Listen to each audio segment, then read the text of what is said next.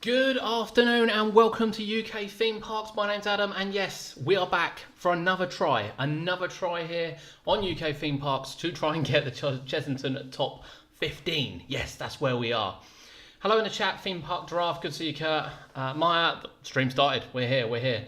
Matt, yes, we have upgraded our PC. We now have a fibre optic as well. So fingers crossed, we have extensively tested this and we should be streaming at 1080 without any problems. You should be able to see this wherever you are. Crispy, hello. Welcome to the stream. Welcome. It's a Monday afternoon. It's a bit strange for us here on a Monday afternoon. I've just finished work, to be fair. I've been at work since 5 o'clock this morning. But we want to get this started, our top 15 Chessington rides. Please, in the comments, please make sure you're giving your feedback as we go. And of course, if you disagree with us, we'd love to know. We would still absolutely love to know. Now then. Kurt is moderating this because I can't see anything. Toonbuster fan, hello. Right, let's kick off. Let's kick this straight off here at number 15 with the Gruffalo. So the first three we did actually get through. We did actually get through on the previous stream before it all kind of went a bit, what's the word? Went a bit wrong, to be honest with you, with the stream. However, we're confident this time. So number 15 is the Gruffalo. The Gruffalo replaced the Bubbleworks a few years ago now. It replaced the Imperial Leather Bubbleworks, which had been at the park since 2006, and obviously Professor Burp's Bubbleworks, which had been at the park since 1990, which was one of the most popular rides the park had. And you can bet it's going to feature somewhere on this list, without a doubt, somewhere on this list. The Gruffalo's all right, to be honest with you. When you think about rethemes and you think about potential cheap rethemes, the Gruffalo didn't really fall into any of those. A lot of effort went into the Bubbleworks building in order to completely change the look and style of it. And I would probably go as far as saying that some of the scenes are completely unnoticeable to what they were when they were Bubbleworks, to be perfectly honest with you. There are some lovely models in there. There are some lovely effects as well. The smell pods are amazing. The lighting is incredible. One of the best Merlin lightings we've seen in a long time, to be fair. It does lack a bit of finesse. It lacks a bit of movement. I don't think it can feature any high on the ride. And I think where Professor Burp would probably, or even Bubbleworks, I guess to some extent, would probably appeal to the older audience. Gruffalo, however much I appreciate it when I go in there, and I do appreciate some of the effects, it doesn't really appeal to me. So on that basis, that's one of the reasons why it's quite low down in the chart, to be honest with you. In the chart, it's quite low down. Now then, let's move forward. Number 14, Zufari Ride into Africa, or the Surrey County Plains. One or the other. Now, Zufari opened at the park in 2013, and it was a bit of a shock, to be honest. I don't think anyone saw the park ever building anything on that part of land. That part of land is Greenbelt, which is why we don't have a roller coaster on it. And I think because there's animals on it, and effectively you're in a powered truck, a diesel-powered truck rather than an electronic ride around there, they got away with adding it. Now, sure, anyone that's been to Disney World will undoubtedly turn around and say, well, hang on a moment, because this is nothing like, Kilimanjaro Safari, I think it is out there, and I've been on that, and it's absolutely incredible. The detail is superb. However, given that we are in the Surrey Plains, and the budget that was obviously allocated to this ride, I think it does all right. And it is nice. It's always nice. A ride like this is something you're going on, to get close to the animals. It's not necessarily a ride you're going on to appreciate the scenery. The scenery does help, and it could really. I really thought it would grow up massively over the years, but I'm not overly convinced it has grown up as much as I thought it would, to be fair with you. But it's all right. They had a little bit of a tinker with the cave last year in spice it up a little bit. It's still not great. We do understand there are some more adjustments being made to the cave this year as well. I think the park also posted there's going to be some ultraviolet parts in there, so it'll be interesting to see where it falls. But Zufari Ride into Africa, it needs a little bit more for me to go higher up the chart, but it comes in at number 14. And of course is a current ride at the park along with the Gruffalo. Number 13 is the Monkey Swinger, formerly Billy's Whizzer. Billy's Whizzer, when this opened at the park in 2000 as Billy's Whizzer, it was a beautiful, bright, colourful wave swinger. And I'd actually say that there weren't that many wave swingers at parks, to be honest with you. I don't think there were that many there. And of course, when Billy's Whizzer came out, it was the first ever to have water sprays spraying at you, which fitted really nicely with Dennis the Menace.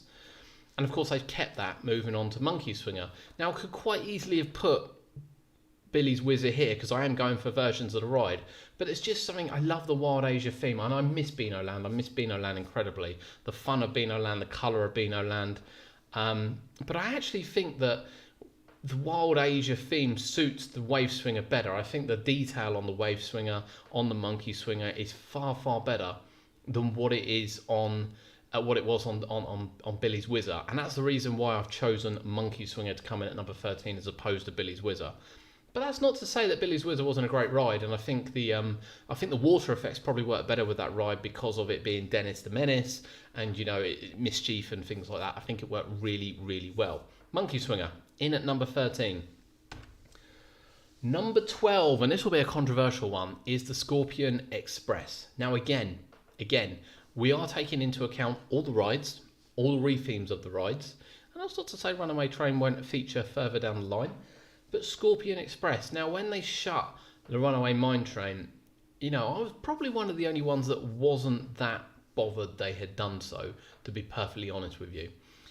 The rock work, I get that you went in and out of caves and things, but once you were inside those caves, it was really boring. There was no interaction with other people because you couldn't see them. There was no interaction with the queue line because they couldn't see you. I didn't really see the appeal like everyone else did. I think where, Dragon Falls, it worked incredibly well, having all the rocks around there. I think it worked really, really well. I never saw it on Runaway Mine Train. So I have to say, when they took the rocks away and they made it, Scorpion Express, I was really pleased. And yeah, sure, I know what you're going to say. It's just got 2D backdrops down the side. It does only have 2D backdrops, but they're nice. They're quite well put together. And until you're on the ride, they could have been a bit taller because obviously you can see over the top, and that's probably the ride's biggest downfall. But I think the queue line's improved. You don't smack your head on the boiler when you come down the queue either. The Scorpion aspect of it is something that you can enjoy and people from the queue can enjoy. The fire effect as well, everyone can see from around. And it really attracts you to what was an original ride at Chessington that had definitely lost its spark. It definitely lost its spark as a Runaway Mine Train. And when you think about, the Scorpion and the interaction with the Scorpion, and you think about the flame effects and things, you just couldn't have added that to Runaway Train. So I think the park made a really smart move in 2014, just off the top of my head. To change it. And yeah, James was right. The water and flame effects are great. They work really well. The smoke effect, I'd love to see the smoke effect come back underneath the flame. I don't know why it went. The actual, the thing still moves out to do the smoke effect. It just doesn't seem to work anymore for some reason. And Matt's right as well. The backdrops have aged really well. Given some of the tack that Merlin have put together, the backdrops for that raid, aged really, really well. So yeah, really, really impressed. Really, really impressed. Scorpion Express comes in at number 12. Number 11. Now, some people might like this a little bit higher, to be fair, but I don't know. I'm not a huge fan of this ride. It might be the way the park run it, to be honest with you. And this picture is back in 2010 as well, when Wild Asia took in. You can see, beautiful views. There's no trees in the way. There's no anything in the way. And of course, it is Cobra, the Zamberla Mega Disco. Now, it was the second Mega Disco in the country, behind Edge at Portland Park. And it's a good ride. It is a good ride. I'm quite a big fan of the discos. I think the really, really quick ones are really disorientating and work really, really well. I don't know, there's just something about this one. I think when it opened back in 2010, and if you go back on our channel, you can see the POV literally from the day it opened, when we were allowed to take cameras on, or got away with taking cameras on. Take your pick on that one. I really can't remember, to be honest with you. And it seemed to run a lot better than what it does now. It's had some awful seasons, the last couple of seasons, where it's really, really struggled. And it's struggled to maneuver, and Matt says there, it does take a long time to load. So when the ride swings backwards and forwards without going over the hump for about a minute, for whatever reason, I don't know whether that's the way they programmed it or whether that's just the way it was, You know, it was very, very difficult to get excited about the ride. Now, when the park reopened last March, and it was only obviously open for about a week, the ride was in terrible condition, absolutely terrible condition. It was really struggling. But when the park reopened again, it was in much better condition and it did have a better summer.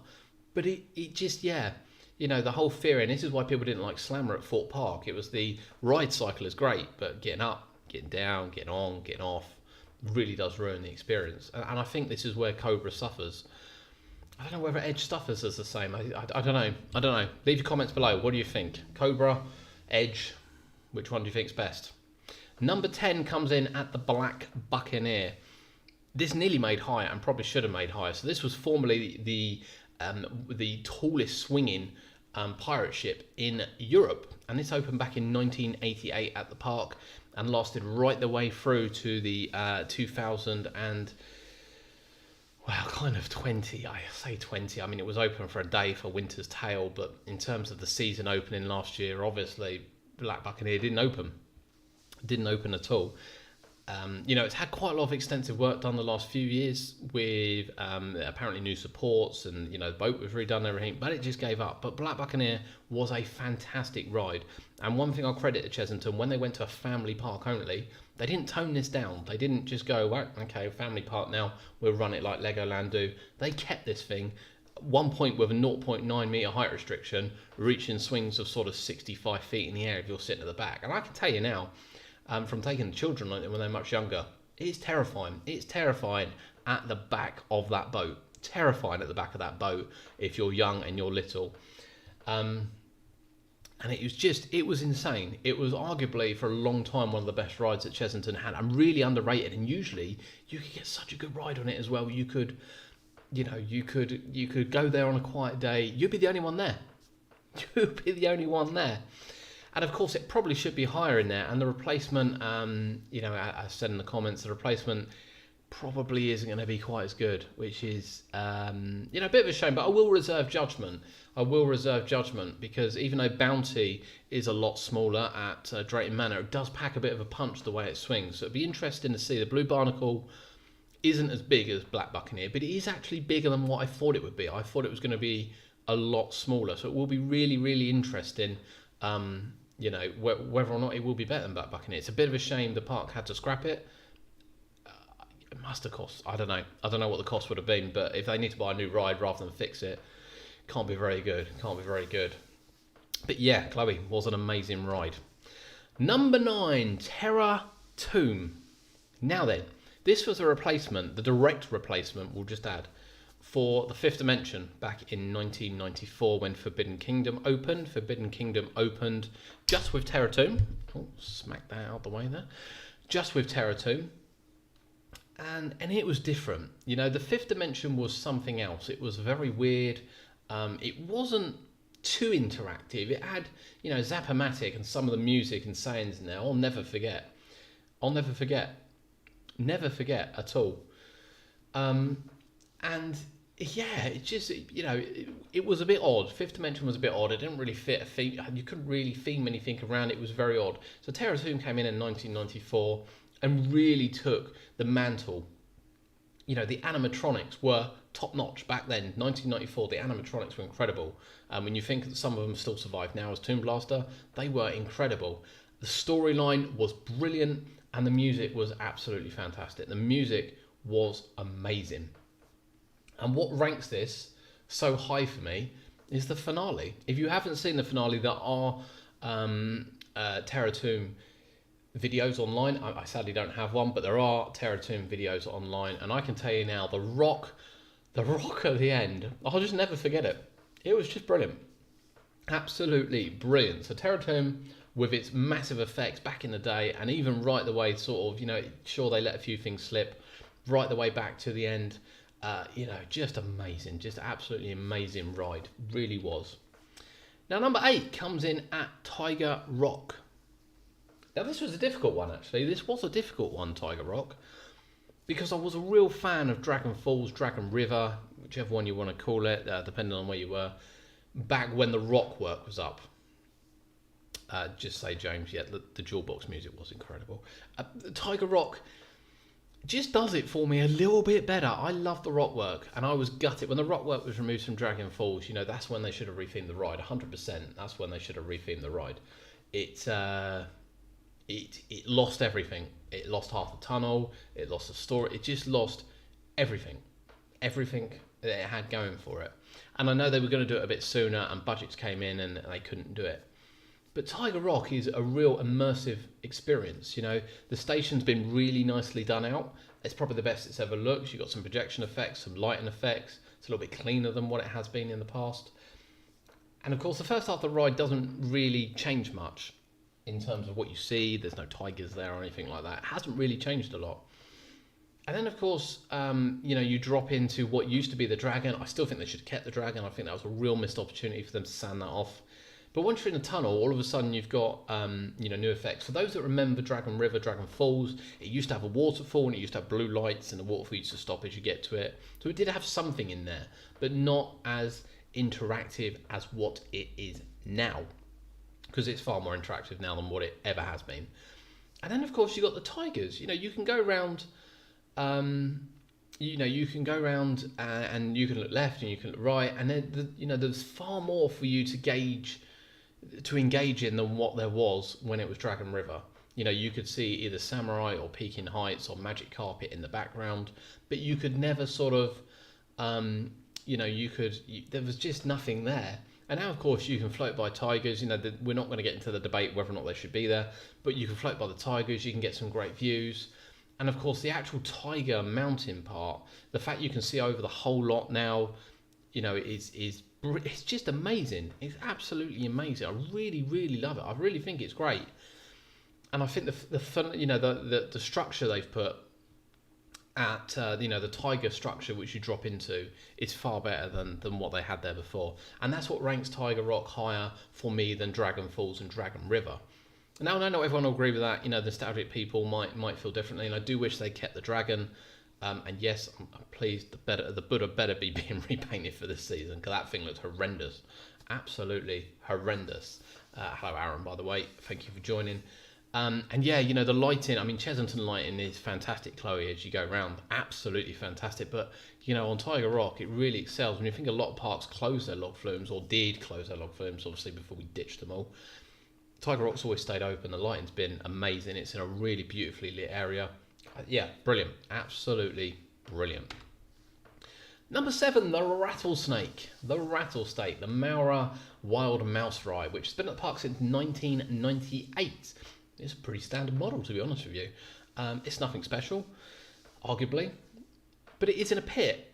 And being in a pit with a theme, it definitely stands out as the best wild mouse we have in the UK. I don't think anyone can deny that. Sure, you know, the theme has been watered a little bit. Some of the effects have gone, but actually a lot of it still works, and they've done a lot of work on it as well to keep it in good condition. And I love it. I absolutely love Rattlesnake. I don't particularly like the walk to the station. That seems to take ages, and I don't particularly like the fact that you can't see the queue. You really are reliant on the queue board. But, you know, it's fast, it's nippy, they're loading it better than they ever have done. You know, they used to wait after the Smiler incident for it to go the whole course, and it was just an absolute disaster. But now they don't. Now they run it like it actually has block brakes, because it does have block brakes. And it just flies around the track. And, you know, if you caught this ride in the rain, this is one of the most intense experiences you'll have. Absolutely one of the most intense experiences. It whips around the track. It goes through the brakes. It barely slows down, and it's just violent from left to right. And I love the way that it's sunk down a bit. So even when you're right at the top, it doesn't really feel like you're as high up as what you are. It just fits so well. And I know a lot of people have said that Rattlesnake's days are numbered. Can't see how they are. Just can't see how something, you know, this ride is still sold. The park could just replace everything needed to keep this ride there. I can't see it going anywhere. It's a bit of a shame, to be fair, they haven't modified the restraints, because, you know, it opened as a 1.2 metre height restriction, a 1.25 metre height restriction, for those that didn't know. And it was only an incident on there where it broke down. Someone stood up, I think broke a leg or something, that it got risen to a 1.4. But these rides generically, you know, look at Marble Madness, it's a 1.25. You generally look at these rides, they are 1.25. So it probably would have been nice for Chessington as a family park to get this down to a 1.25 again. They could do it with the current restraints, maybe with a seatbelt. But I think maybe restraint change, this is where flying fish really benefited with restraint change. I don't know whether Mao are doing for this, but I'd love to see it come down in height restriction because, as Chloe says there, you should be able to go on it. It's not a 1.4 metre ride. It's just not. I'm really sorry. But I love Rattlesnake. Great ride in at number 7. Number 6, Ramesses Revenge. Defunct. Completely defunct from the park. It lasted a long time. It's quite an old picture as well, this one. It lasted from 1995 right the way through to 2019. And I love this ride. And I sorely miss this ride. And I don't know how it outlasted Ripsaw. I kind of understand why the park got rid of it. I think after the incident where people had to be cut out of it, its days were numbered. It lasted a lot longer than what I thought it would. And it's one of the most spectacular rides to stand and watch as well. It was a real spectacle, whether you rode it, whether you didn't rode it, whether you were in that front row and you could just see everyone looking at you. It's just amazing. And the park run it well. They always run it. There was a year where they didn't, just 1 year that I can remember, but they always run it on a spin cycle, always. Ripsaw, you'd be lucky to get that spin cycle. Chessington, sometimes you got 2 cycles, with the spin being a second one. Shouldn't have given people the option to get off, sometimes slowed down the loading of it. And of course it was, after the incident, it was a bit fickle in letting people on, to be perfectly honest, and actually, moving. But what a ride, being flipped upside down again, you're miles in the air. There were only 2 of these in the country, then of course there's only this one in the country. I sorely miss it. And whilst Croc Drop does look amazing, I think it will fit the location really well and be just as much of a spectacle because of the way it looks. Ramesses Revenge is a real part of Chessington history. Back in 1995, although Terrazoon was advertised for 1994, this was the next big thing after Vampire. This was the next big thing. So yeah, gutted. I love Ramesses Revenge. I believe it was sold, so it's around somewhere. There are still Hus top spins around. Yeah, I'd love to have seen it. I don't know whether I'd like to have seen it go to Fort Park. I'd like to see Alton Towers keep theirs. The money is at Merlin that they can replace parts. Yeah, it's sad. Really sad, to be honest with you. But Ramesses Revenge in at number 6. Number 5 is another defunct ride. It doesn't look too good when we get into the top. And we got some defunct rides. But what a ride this was. This ranks to the day the best breakdance I've ever been on. And there's a couple of reasons that makes it that, to be honest with you. Now, I have been on other breakdances. The fair gurus will say it's not the best out there. It's, a lot of people didn't ride this at Chessington. Now, I first rode this as the juggler back in 1990, and it used to have a wheel in the middle, which it doesn't anymore. It doesn't. Well, it still doesn't now, actually, because it is travelling. But it didn't as rodeo. And the juggler used to be up at Circus World, where Wild Razor is. And then, of course, it was moved down here as rodeo. And just amazing. I've been on these abroad. I've been on these in the UK. I've been on the travelling ones that have come over. I haven't been on the new one that's floating around, to be fair, up at South Shields, and it is something on my to-do list. But nothing's compared to this. And Alton Towers, of course, had Dynamo as well, which I think was a slightly smaller model. So this is next to So this will be where the queue will be for Croc Drop now, which was next to the Runaway Mine Train back in the day, or indeed where the Flying Jumbos was a couple of years ago. It just moved so quick. They did not hold back on running this. And something they do on this, which places don't do, they still don't do now, is they used to hold the brake. So you'd all be pointing inwards, they would hold the brake, and they would start the ride at full speed, and then release the brake. And the forces, good job it had head restraints, the forces on it were incredible. Just nothing I've experienced. And then the ride would go into a cycle. There is a small POV on my channel. It is quite an old one. You have to appreciate this was, quite a long time ago, this ride. Just incredible. And, the closest thing I've got to this in the UK recently is undoubtedly the one on Blackpool South Pier, which isn't a Hus one. I don't believe that's a Hus one. And that thing moves. That thing really moves as well when they want it to. I've had good rides on that, and I've had bad rides on that. We got a couple of travelling ones which were all right. The Winter Wonderland one was good. I still don't think it was run like the ones I see in Europe. I think the European ones would run a lot better. Brian, hello, welcome to the stream. I don't, this one now is actually still traveling. This one is still a thing, and it looks incredible now. Absolutely incredible. But yeah, Rodeo in at number 5. Sorely missed. Number 4. Well, Dragon's Fury comes in at number 4. What can we say about this ride? Opened in 2004. This Marrow Spinner was one of the first custom ones we saw in the UK. And it's a stunning ride. It's easily the best spinning coaster we have in the UK. I know some, massive Alton Towers fans will say that Spinball Wizard's better. It's not. I'm sorry, Spinball Wizard is a good ride, but Fury can really push you. Really, spin. If you catch it just right, sometimes it can be a bit meh, but if you catch it just right, you can get an amazing time on Dragon's Fury. Rodeo's height restriction, by the way, was 1.4 meters right the way throughout, from what I remember. Dragon's Fury, the custom layout, the drop. Of course, I believe it's still got the largest element turn of any spinning coaster. I think it certainly did have back when it opened. I'm not entirely sure that. I'm not entirely sure that's been beaten. The drop is incredible, the spin's incredible, nice custom layout. It's a bit of a shame of the second lift hill. However, if you come off the helix onto there, you can get a really good spin. And of course, coming off the top of the lift hill is crucial, absolutely crucial. If you've ever had a spin coming off the top of Dragon's Fury lift hill, you'll know exactly what I mean by how insane the second part of this ride can be. Sometimes it can be a bit tame, sometimes it can be in the middle, but if you catch it just right, it is mental. Absolutely mental. One of my favorite coasters. Quiet Days. You can get re-rides on it. You can get re-rides on it. You are right, Zach. All day long. Absolutely love it. Comes in at number 4. Number 3. Well. Here we come to Samurai, and this was nearly higher.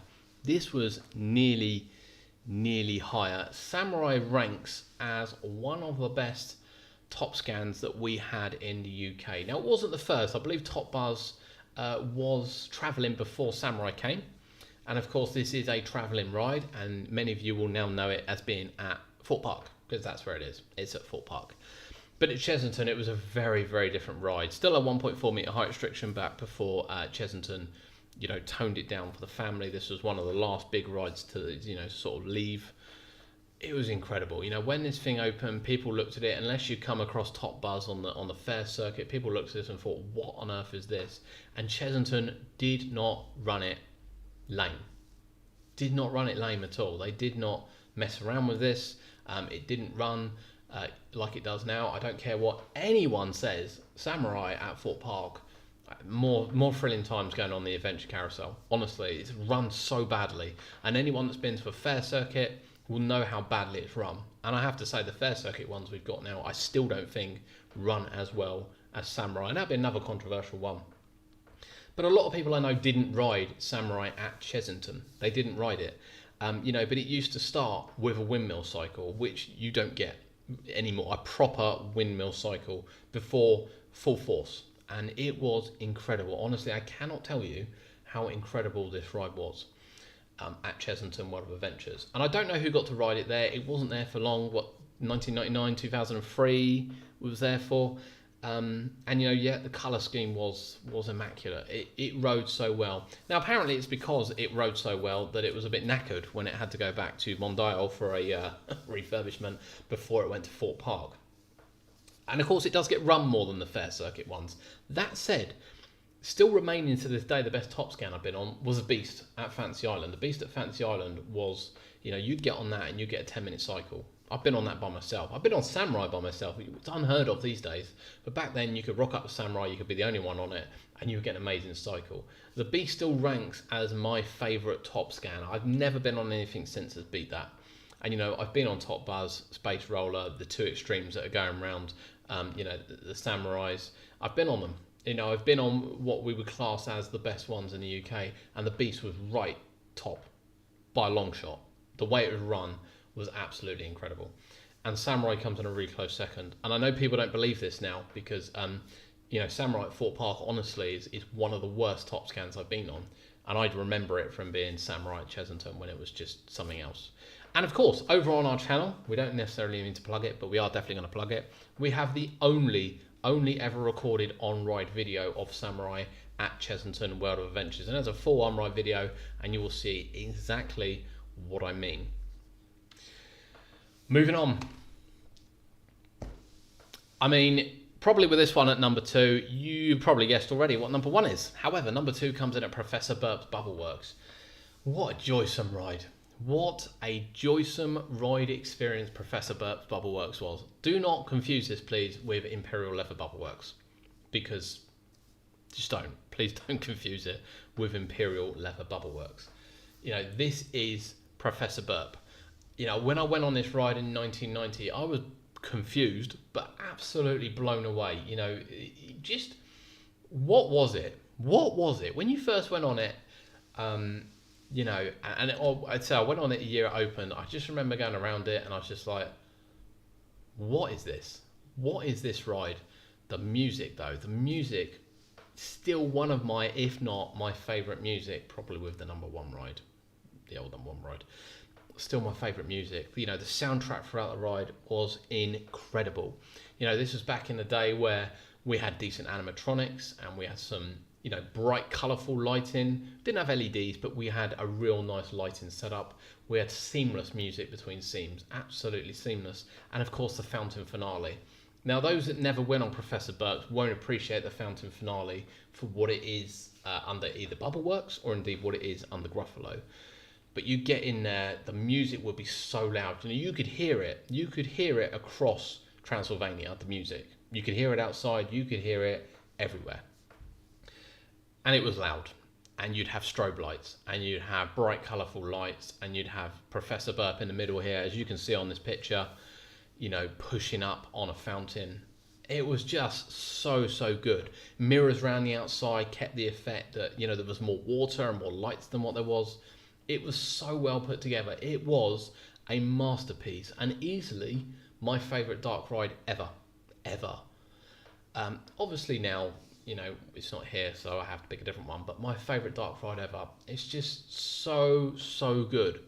This ride was butchered in 2006 to Bubbleworks because the park had neglected it. For one way or another, whether it be finances, it probably wasn't the park's fault, but it had been neglected, which is why it got a sponsor and we lost quite a few you know, few scenes, and it didn't really make sense. And you know, I think its days were numbered from there.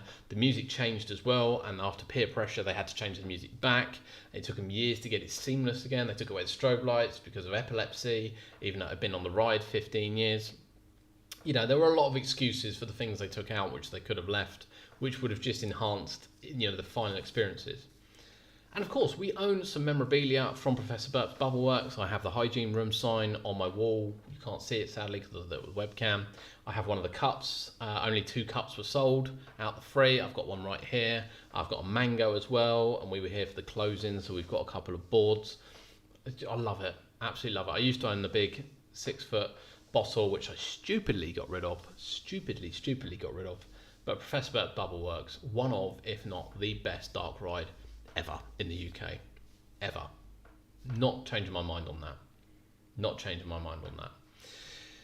But yeah, we've got Gruffalo now. You know, Gruffalo is a better replacement than Imperial Leather Bubbleworks. I'll stick by that. That was hashed. You know, it was just, I just went on that for the music. Certainly didn't go on that for the scenery, and it just fell apart. It was a bit of a shame.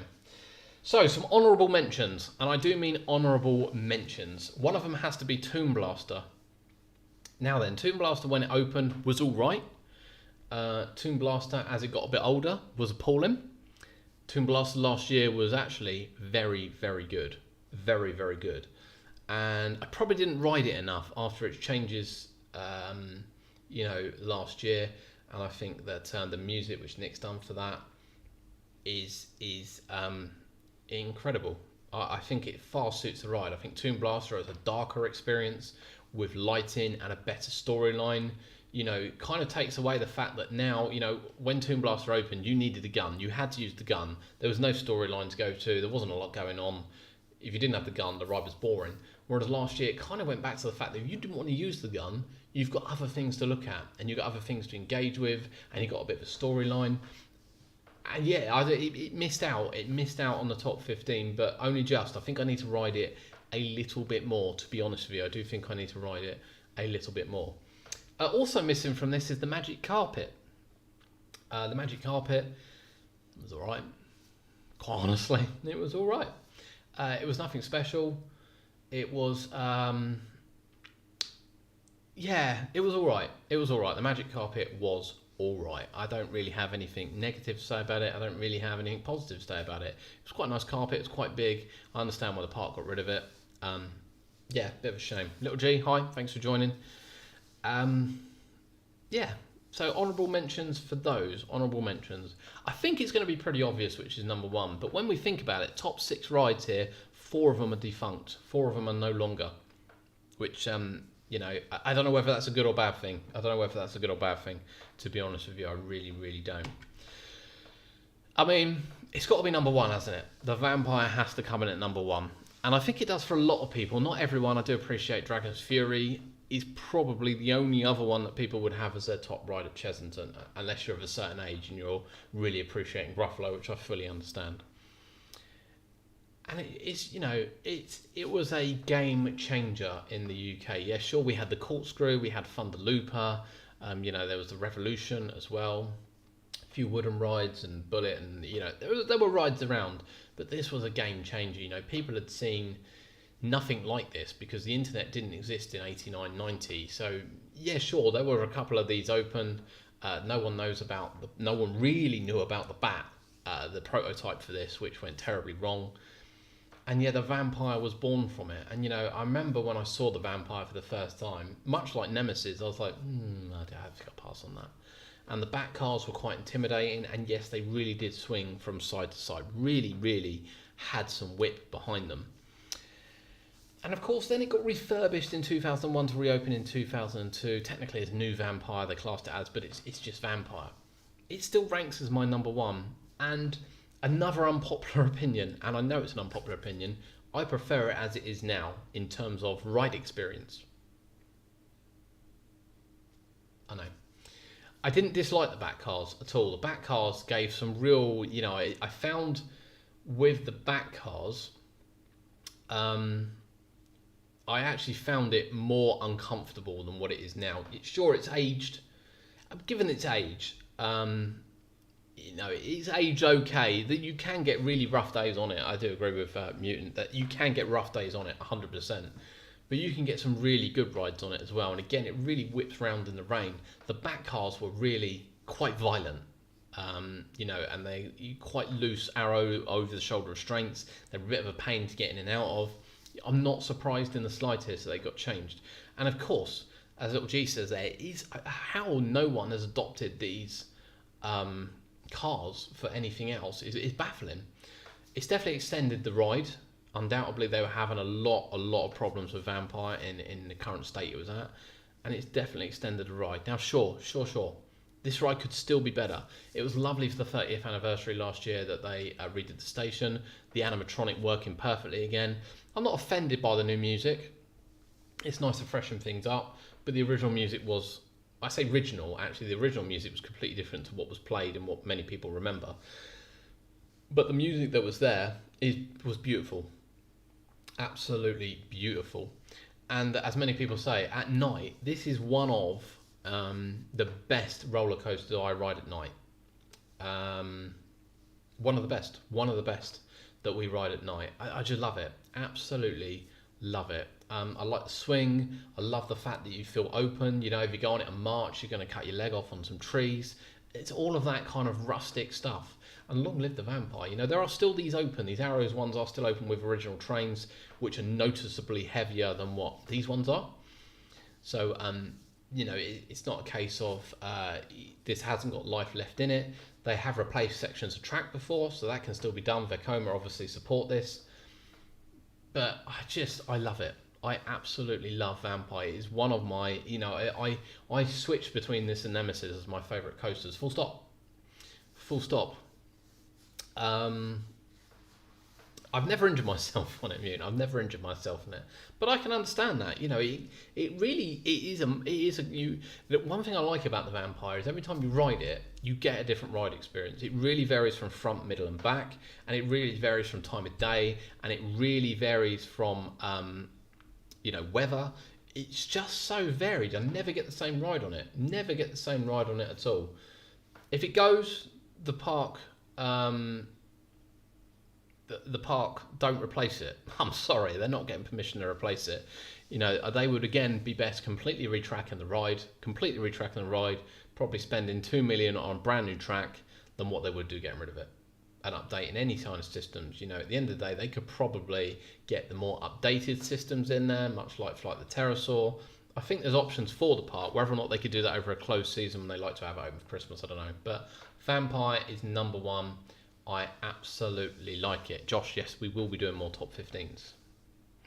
I hope everyone's had a good time with the stream today. I hope the internet's held up all right as well. It didn't go well last time, but I've had no little warning signs, so I'm guessing that everything has been absolutely fine. Touch wood. Kurt, you missed you're in for a fright rather than the vampires taking flight. Yeah, it's the little things, isn't it? It's the little things. I kind of miss when the operators did it, to be fair. Will it make 40? Will it make 40? We'll see. Well, thank you for joining us here on UK Theme Parks.